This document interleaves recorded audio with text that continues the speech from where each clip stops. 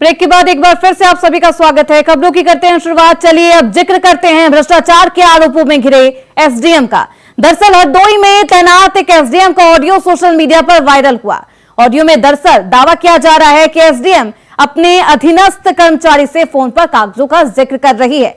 इतना ही नहीं, डीएम द्वारा उनकी जांच कराए जाने पर कागजों को रिकॉर्ड से हटाए जाने की बात कहती हुई सुनाई देती है। आपको बता दें कि जो ऑडियो वायरल हो रहा है उस बातचीत में एसडीएम ये कहती हुई सुनाई देती है कि किसी भी तरह कागज रिकॉर्ड से हटवाए जाए, फिर चाहे उसके लिए 10,000, 20,000 या फिर 50,000 रुपए खर्च करने पड़े तो खर्च करो।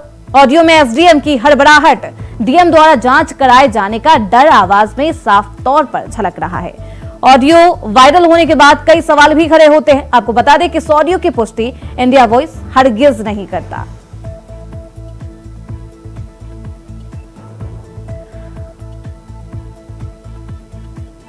तो इस वीडियो के वायरल होने के बाद तमाम तरीके के सवाल भी उठने लगे हैं। मुन्ना बाबू, ये क्या कर दिया आपने?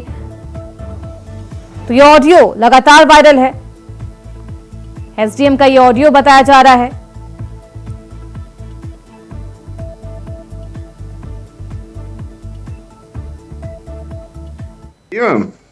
वो जो फाइलें थी जो 12/7 में आई थी और 28/6 में आदेश हुए थे जी मैम, जो है वो फाइल आखिर कहाँ है इस समय? वर्तमान में क्या स्थिति है उसकी? हमने आपको दे दिया था ना फाइल। वो मैम यहाँ सब करवा दी दाखिल। कहाँ दाखिल है? वही रिकॉर्ड रूम। रिकॉर्ड रूम, उसमें क्या लिख के दाखिल? आदेश लगा था नहीं लगा था? आदेश लगा है मैडम। कौन सा आदेश? वही जो मैं ऑनलाइन दिखा रहा था, वही क्या जो हुआ था मैडम, आदेश दाखिल खारिज 28/6 का जी। वो आदेश लगा के देखिए 28/6 को जब हमने आदेश हटा लिया तो फिर आदेश लगा कैसे उसमें? तो फिर दाखिल कैसे करते मैडम? ऑनलाइन तो थी वो रिकॉर्ड। अरे भाई आप बात करें, आप हमको एकदम उलझा दिया। हम फाइल दे दिया, आप लोगों को भरोसा दाखिल कर दिया। अब वो जांच हो रही है उस पर। अरुण बैठे हुए वहां अभिलेखागार में तारीख देख रहे, इसमें शपथ पत्र मेरे खिलाफ शिकायत में आदेश लगाने की क्या जरूरत थी? मेरे दस्तखत वाला भी आदेश लगा है कि ऑनलाइन वाला लगा है? दस्तखत वाला मैम। मेरे दस्तखत वाला हमने आदेश दे दिया था क्या आपको? जी मैम। अरे भाई अब उसको हटाइए, उसको आदेश उसमें से किसी भी तरह। क्या किया मुन्ना बाबू आपने ये? देख लेते मैडम, हम क्या जाते हैं अभी। अब देखते हैं अरुण से मिलकर। अरुण से बात। अरुण से क्या मिलेंगे? अब फाइल कैसे क्या पहले देखिए कहाँ है। अच्छा अभी पता दस्तखत तो हमने हटा के दिया था आपको ना? नहीं दे दिया था मैम आपने बात। तो दस्तखत लगा के नहीं करना था भाई, उसको किसी तरह मिलिए, चाहे 10, 20, 50 हजार लगे, उसमें से दस्तखत वाला पन्ना हटाइए। ठीक पूरा से दस्तखत वाला उससे पैसे पन्ना हटाइए ठीक तुरंत। ठीक।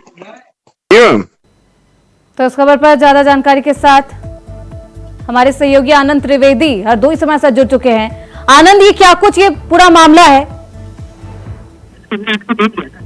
देखिए आपको बताते हैं ये पूरा मामला हरदोई के सवाईपुर तहसील का है, जहां पर जो तहसीलदार थी एसडीएम अरुणिमा, वो अब इस वक्त वर्तमान में वो संडीला की एसडीएम है। और उसके बाद में आपको बता दें, इससे पहले वो जो तहसीलदार सवाईपुर में थी तो उनका वहीं पे प्रमोशन हुआ था। प्रमोशन होने के बाद में वो वहीं कार पे थी। उसके बाद में वहां पे जो एक दाखिल खारिज होना था जिस कागज पे, जब वो एसडीएम हो गई है उसके बाद में उन्होंने तहसीलदार के हस्ताक्षर वहां पे बनाकर कर दिया था। उसके बाद में वहां पे जो जिसकी जमीन थी उसने एक प्रार्थना पत्र भी दिया था। हालांकि उसको जब मामले पर जब अरुणिमा जी के जब वो रिकॉर्ड रूम में जो कागज जब गए हैं, जो उनके हस्ताक्षर किए हुए थे, जो आदेश था, जो रिकॉर्ड रूम में गए, वहां पे अरुण बाबू थे। वहां पे अरुण बाबू ने जब चेक किया तो अरुणिमा जी को उसमें फंसती नजर आई। आपको बता दें कि जब अरुणिमा जी फंसती नजर आई है उसके बाद में जब उन्होंने तुरंत ही अपने जो इनका पेशकार था मुन्ना बाबू को फोन किया और मुन्ना बाबू से फोन पे कहने, अरे मुन्ना बाबू ये आपने क्या कर दिया? उनसे ये भी बात कही फोन पर कि आप 10, 20, 50 हजार रुपए लेकर किसी तरीके से वो कागज उस फाइल से हटाइए। जैसे कि देखिए ऑडियो में आप सुन पा रहे हैं कि ऐसा लग रहा है एसडीएम रोती हुई, बिल्कुल विरक्ति हुई, डर उनके आवाज में दिख रहा है कि नजर आ रहा है। लेकिन अभी तक उन पे कोई कार्रवाई नहीं हुई है। अभी देखना ये होगा, हालांकि इसमें जांच के आदेश भी हो गए हैं, लेकिन अभी तक हरदोई प्रशासन की तरफ से, डीएम साहब की तरफ से कोई ऐसा आदेश नहीं आया है जो उनके ऊपर कार्रवाई की बात कही जा रही है। बिल्कुल आनंद, जिस तरीके से वीडियो ऑडियो वायरल होता है उसके बाद से कई सवाल भी खड़े होने लगते हैं। लेकिन सवाल यह भी है कि किस फाइल का जिक्र एसडीएम मैडम कर रही थी, वो फाइल कितना महत्वपूर्ण है? देखिए वो जमीन की फाइल थी, उसका दाखिल खारिज कराना था। हालांकि उस जो फाइल थी वो फाइल वहां जब रिकॉर्ड रूम पहुंची है, वो फाइल भी बहुत महत्वपूर्ण थी, क्योंकि जो पीड़ित था उसने भी देखा तो उसने लगाया था दाखिल खारिज के लिए। लेकिन जो शपथ पत्र था उस शपथ पत्र में भी फंसी हुई नजर आ रही है। लेकिन अभी तक जो आपको बता दें कि जो एसडीएम है वो बात को मानने को भी नहीं तैयार है कि ये उनका ऑडियो है। हालांकि पूरे मामले पे इस ऑडियो की जांच हो रही है और जो कि डीएम साहब ने भी आदेश किया है। अब जो रिकॉर्ड रूम में जो इनके हस्ताक्षर वाली जो फाइल है वो वहां पे फंसी हुई है। अरुण बाबू इसकी जांच कर रहे हैं। अब डीएम साहब ने जांच के आदेश दे दिए हैं कि ऑडियो किसका है। आखिरकार अब देखिए जिस तरीके से ऑडियो में इनकी आवाज है वो तो साफ तौर पर दिख रही है कि एसडीएम की आवाज है, लेकिन अभी तक इनके ऊपर कोई कार्रवाई नहीं हुई है। बिल्कुल, इस वायरल ऑडियो की क्या अभी तक जांच हो पाई है, कोई पुष्टि अधिकारियों की तरफ से? देखिए अभी तक इस ऑडियो की अभी ऐसी कोई पुष्टि तो नहीं हुई है, लेकिन जो जिस तरीके से जो ऑडियो है मुन्ना बाबू के मोबाइल से, जो मुन्ना बाबू इनके पहले पूर्व में पेशकार थे, वो बीआरएस ले चुके हैं, उनके जो उनके मोबाइल से भी ऑडियो वायरल हुआ है। हालांकि इस पे जो अगर मुन्ना बाबू पेशकार है तो मुन्ना बाबू के मोबाइल से हुआ तो जाहिर सी बात है कि ये एसडीएम का ही ऑडियो है, लेकिन अभी तक वो इस बात को मानने को नहीं तैयार है। हालांकि डीएम ने आदेश दिया है इस ऑडियो की जांच होके उसके बाद कार्रवाई की जाएगी। बिल्कुल, एक तरफ ये मामला जैसे सामने आता है तो एक तरफ योगी सरकार लगातार ये कहती है कि भ्रष्टाचार और भ्रष्टाचारियों के खिलाफ लगातार एक्शन लिया जाएगा, वहीं अधिकारी भ्रष्टाचार वाले पूरे घटनाओं में लिप्त नजर आते हैं। देखिए लगातार प्रदेश सरकार इन जो भ्रष्टाचारी अधिकारी हैं, जो करप्ट ऑफिसर हैं, इनके ऊपर चूड़ी कसती नजर आ रही। लेकिन अभी आपको बताते हैं हरदोई में ये वाकया अक्सर करके ऐसे वाकये आते हैं, लेकिन उनके ऊपर कोई कार्रवाई जो देखी जाती है वो बिल्कुल धरातल पे तो कार्रवाई शून्य नजर आती है। अब देखने की बात ये होगी कि इसमें प्रदेश सरकार, उत्तर प्रदेश के मुख्यमंत्री किस तरीके से कार्रवाई करते हैं। योगी सरकार क्या कुछ एक्शन लेती है, देखना बेहद दिलचस्प होगा। आनंद, बहुत शुक्रिया इन तमाम जानकारियों के लिए। तो लखनऊ हरदोई से ये ऑडियो सामने आता है, एसडीएम का ये ऑडियो है जिसमें वो पेशकार से बात करती हुई नजर आती है। इसके बाद से लगातार इस ऑडियो पर कार्रवाई भी की जा रही है। हालांकि इस ऑडियो की पुष्टि इंडिया वॉइस नहीं करता है। खबरें बढ़ते आगे, लखनऊ से बड़ी खबर सामने आ रही है। समाजवादी पार्टी ने लगाया है बड़ा आरोप, मुख्य निर्वाचन अधिकारी को समाजवादी पार्टी ने पत्र लिख आरोप लगाया है। संशोधित मतदाता सूची उपलब्ध कराने की मांग की जा रही है। समाजवादी प्रदेश अध्यक्ष ने पत्र लिखकर ये मांग की है। बड़ी संख्या में मतदाताओं के नाम काटे और जोड़े जा रहे। समाजवादी पार्टी का ये आरोप है। मुख्य निर्वाचन अधिकारी को समाजवादी पार्टी ने पत्र लिखा है और लगातार उपचुनाव को लेकर सियासत तेज है। और एक बार फिर से समाजवादी पार्टी योगी सरकार पर हमलावर नजर आई। समाजवादी पार्टी ने संगीन आरोप लगाया। मुख्य निर्वाचन अधिकारी को समाजवादी पार्टी ने यह पत्र लिखा है। संशोधित मतदाता सूची उपलब्ध कराने की मांग की गई है। समाजवादी पार्टी के प्रदेश अध्यक्ष ने पत्र लिखकर ये मांग की है। बड़ी संख्या में मतदाताओं के नाम काटे और जोड़े जा रहे हैं, इस बात का जिक्र इस पत्र में किया गया है। तो इस खबर पर हमारे सहयोगी मोहम्मद आसिफ लखनऊ से हमारे साथ जुड़ चुके हैं। आसिफ, क्या कुछ है ये पूरा मामला और एक बार फिर से सियासत तेज हो गई है। एक संगीन आरोप समाजवादी पार्टी ने सरकार पर लगाया। जी बिल्कुल सुरती, समाजवादी पार्टी उपचुनाव की तैयारियों में खामियां न रह जाए इसको लेकर पूरा इंतजाम समाजवादी पार्टी तो अगर तैयारियों की बात करें तो लगातार मंथन का दौर जारी है। समाजवादी पार्टी प्रमुख अखिलेश यादव मीटिंग पर मीटिंग कर रहे हैं। आसिफ, आपकी आवाज क्लियर नहीं आ रही है, दोबारा आपसे संपर्क करने की कोशिश की जाएगी। तो समाजवादी पार्टी की तरफ से ये पत्र लिखकर कई मांग की गई है और संगीन आरोप सरकार पर भी लगाया गया है। बड़ी संख्या में मतदाताओं के नाम काटे और जोड़े जा रहे हैं, समाजवादी पार्टी का यह आरोप है। तो ये पत्र लिखा गया है मुख्य निर्वाचन अधिकारी को, समाजवादी पार्टी के द्वारा ये पत्र लिखा गया है। तो लगातार सियासत जारी है उपचुनाव को लेकर और ऐसे में ये पत्र अपने आप में कई संगीन आरोप राज्य सरकार पर लगाता हुआ नजर आ रहा है। तो मुख्य निर्वाचन अधिकारी को समाजवादी पार्टी ने यह पत्र लिखा है। संशोधित मतदाता सूची उपलब्ध कराने की मांग की गई है इस पत्र में। तो मोहम्मद आसिफ हमारे साथ लगातार बने हुए हैं। आसिफ, एक बार फिर से सियासत तेज हो गई है। मतदाता सूची उपलब्ध कराने की मांग इस पत्र के द्वारा की गई है। जी बिल्कुल सुरती, समाजवादी पार्टी ने चुनाव आयोग को एक बड़ी शिकायत की है और बड़ा आरोप भी लगाया है। ये सपा प्रदेश अध्यक्ष श्यामलाल पाल ने निर्वाचन आयोग को एक पत्र भेजा है, जिसमें उन्होंने गाजियाबाद, खैर, कुंदरकी समेत कई ऐसी सीटें हैं जहां पर सपा प्रदेश अध्यक्ष ने कहा है कि मतदाता सूची में गड़बड़ी की जा रही है, नाम जोड़े और हटाए जा रहे हैं।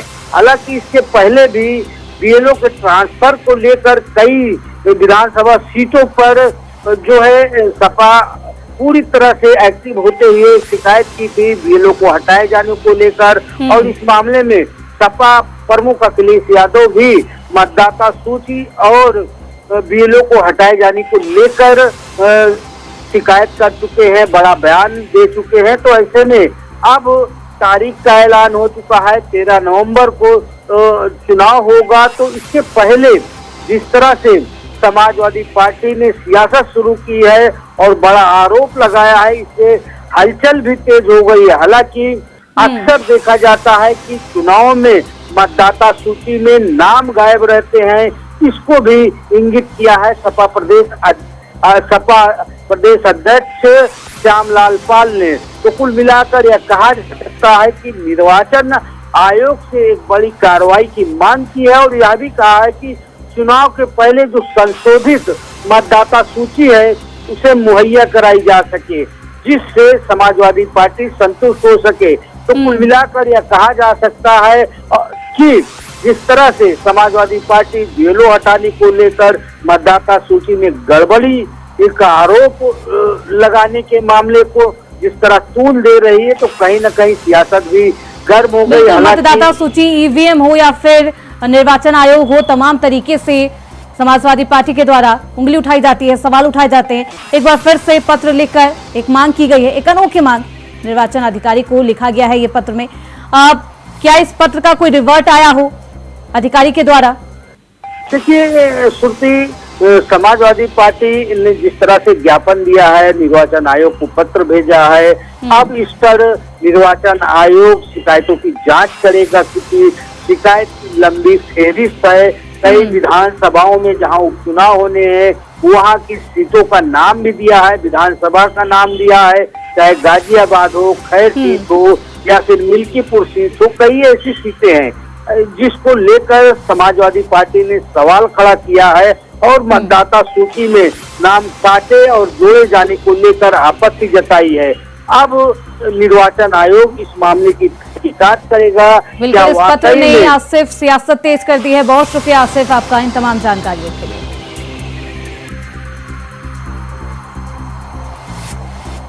वहीं उपचुनाव को लेकर समाजवादी प्रदेश अध्यक्ष श्यामलाल पाल ने बड़ा दावा किया। सपा प्रदेश अध्यक्ष ने कहा कि कांग्रेस से सीट शेयरिंग को लेकर सहमति बन चुकी है। उपचुनाव में बीजेपी की सभी सीटें वो हारेंगी, जनता पूरा मन बना चुकी है। मिल्कीपुर सीट पर बीजेपी ने साजिश रची है, हार की डर से बीजेपी भाग रही। बीजेपी हर मामलों की तरह मिल्कीपुर विधानसभा सीट पर अड़ंगेबाजी करती है। इंडिया वॉइस से खास बातचीत की समाजवादी प्रदेश अध्यक्ष ने, क्या कुछ कहा सुनिए। यूपी में उपचुनाव की सीटों पर चुनाव को लेकर चुनाव आयोग ने तिथि घोषित कर दी है। समाजवादी पार्टी ने अभी तक 7 सीटों पर अपने प्रत्याशी भी उतार दिए हैं। 2 सीटें कांग्रेस को, यानी कि गाजियाबाद और खैर सीट कांग्रेस लड़ेगी। सीट शेयरिंग का मामला भी तय हो चुका है। तो किस तरह तैयारी है उपचुनाव को लेकर? चुनाव को लेकर के समाजवादी पार्टी की पूरी तैयारी है। भारतीय जनता पार्टी चुनाव मैदान से भाग रही है। प्रदेश के मुख्यमंत्री स्वयं अयोध्या चुनाव के प्रभारी बन गए हैं। उन्हें नींद नहीं आ रही है कि किस तरह से कौन सी जुगाड़ फिट करूं कि अयोध्या की सीट जीत जाए। लेकिन समाजवादी पार्टी के सभी जाबाज लोगों ने ये तय कर लिया है कि इस देश से सामंतवादी और पूंजीवादी व्यवस्था के जितने भी पोषक लोग हैं उन्हें सत्ता से हटाने का संकल्प लिया है समाजवादी पार्टी के लोगों ने। मिल्कीपुर सीट को लेकर कोर्ट में एक पेच फंसा हुआ था, जिसमें गोरखनाथ गए, अपनी रिट वापस करते हैं, लेकिन अब समाजवादी पार्टी कहा जा रहा है कहीं ना कहीं अड़ंगेबाजी कर रही है। और सपा प्रमुख अखिलेश यादव ने एक ट्वीट भी किया था कि जिसने जंग टाली समझो उसने जंग हारी, मिल्कीपुर सीट को लेकर किया था, तो क्या आगे की रणनीति रहेगी? भारतीय जनता पार्टी कोर्ट का भी मामला नहीं मानती है। प्रदेश की सरकार ने 69,000 शिक्षकों के चयन में जो 19,000 चयनित अभ्यर्थियों को के साथ जो नाइंसाफी हुई है, कोर्ट ने इन्हें आदेश दिया फिर से मेरिट के आधार पर उसके रिजल्ट घोषित किए जाएं, पर भारतीय जनता पार्टी बैकडोर से, पिछले दरवाजे से सुप्रीम कोर्ट में लोगों को भेज दिया। उसी प्रकार से चुनाव में ये समझ रहे हैं कि मैं चुनाव हारूंगा। ऐसी स्थिति में कहीं किसी को कोर्ट में भेज करके, कहीं किसी को कहीं भी भेज करके, सही स्थिति ये है कि ये राजनीतिक पहलवान नहीं है। राजनीतिक पहलवान होते तो अखाड़े में आते और आमने सामने चुनाव होता। 10 विधानसभाओं के चुनाव में क्यों मिल्कीपुर विधानसभा रोक दी गई है, एक बड़ा प्रश्न है। और उस प्रश्न पर यदि गंभीरता से विचार किया जाए तो पहलवान अखाड़े में जाने के पहले ही वो मैदान छोड़ करके भाग गया है। इसलिए उत्तर प्रदेश में होने वाले उपचुनाव में सभी सीटें समाजवादी पार्टी या इंडिया अलायंस के खाते में आएंगी।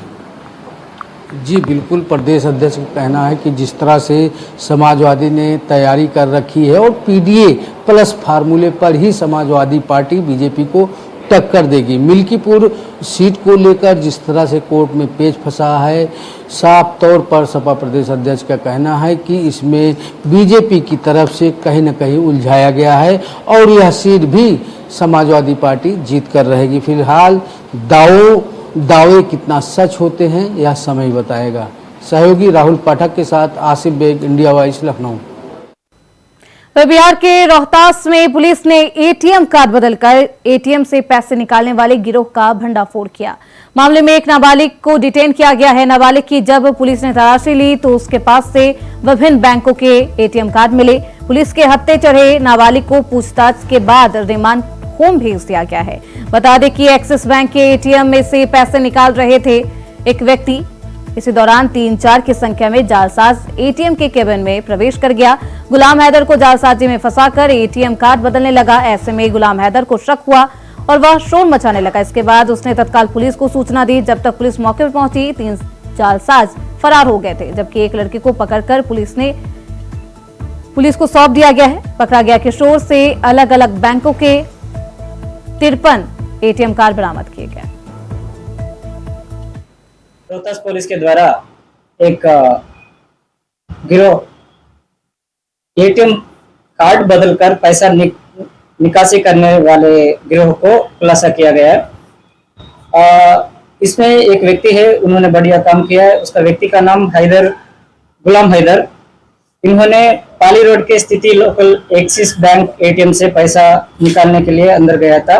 उसी दौरान एक अंतर्राज्यीय गिरोह जो उत्तर प्रदेश का है, उसमें से 2 सदस्य एटीएम मशीन के कैबिन में अंदर घुसकर उस व्यक्ति के साथ झांसा देकर एटीएम कार्ड बदलने के लिए या पैसा निकालने के लिए कोशिश कर रहा था।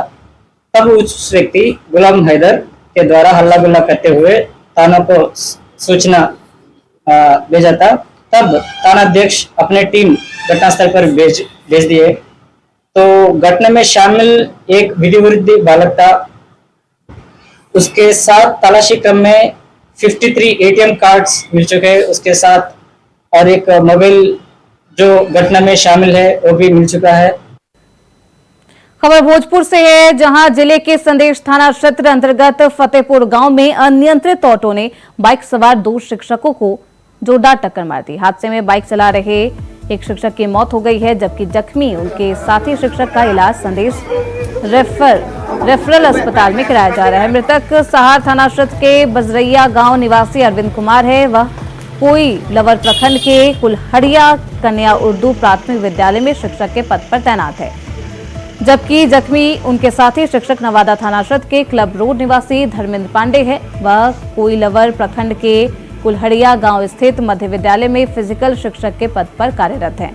घटना के संबंध में बताया जाता है कि दोनों किसी काम के सिलसिले में बाइक से संदेश प्रखंड कार्यालय जा रहे थे। उसी दौरान फतेहपुर गांव में पीछे से आ रही अनियंत्रित ऑटो ने उनके बाइक में जोरदार टक्कर मार दी।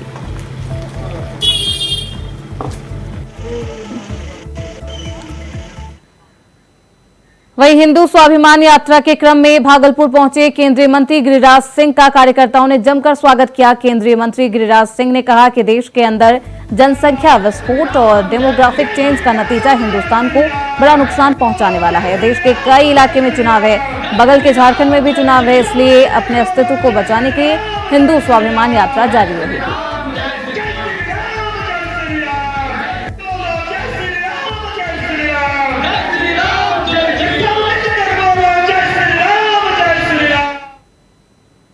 वहीं जमुई में पार्टी कार्यक्रम के लिए पहुंचे बिहार के नेता प्रतिपक्ष और पूर्व उप मुख्यमंत्री तेजस्वी यादव ने मौजूदा सीएम नीतीश सरकार पर जमकर निशाना साधा। तेजस्वी ने शराबबंदी पर बड़ा सवाल करते हुए कहा कि सीएम नीतीश कुमार पर निशाना साधते हुए उन्होंने कहा कि तेजस्वी ने तमाम आरोप भी लगाए। आम लोगों को यह पता है कि कहां शराब बनती है और कहां बिकती है, फिर सरकार और प्रशासन को यह कैसे नहीं मालूम होता। बिहार में जहरीली शराब से दर्जनों लोग मर रहे हैं और मुख्यमंत्री नीतीश कुमार शोक संवेदना तक व्यक्त करना उचित नहीं समझते।